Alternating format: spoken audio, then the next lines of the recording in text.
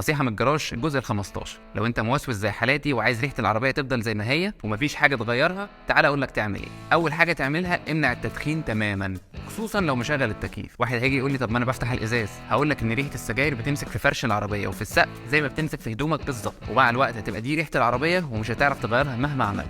تاني حاجة، حاول تقلل الأكل في العربية على قد ما تقدر، ولو أنت مضطر تاكل افتح الشبابيك كلها. تالت حاجة، شغل التكييف السخن على أعلى درجة وسيب العربية شغالة 10 دقايق أو ربع ساعة. ده هيساعد إنك تقتل البكتيريا والفطريات اللي موجودة جوه العربية، وخصوصا جوه التابلو في الأماكن اللي أنت مش شايفها، وهتخلي ريحة العربية حلوة. رابع وآخر حاجة، حاول تثبت أنواع الملمعات والفواحات اللي أنت بتستخدمها، عشان تغيير الروائح الكتير ساعات بيعمل ميكس كده مش مفهوم وبيبقى متعب لبعض الناس. نصيحة من الجراج الجزء ال15. لو انت موسوس زي حالاتي وعايز ريحة العربية تفضل زي ما هي ومفيش حاجة تغيرها، تعال اقول لك تعمل ايه. اول حاجة تعملها امنع التدخين تماما، خصوصا لو مشغل التكييف. واحد هيجي يقول لي طب ما انا بفتح الازاز، هقول لك ان ريحة السجاير بتمسك في فرش العربية وفي السقف زي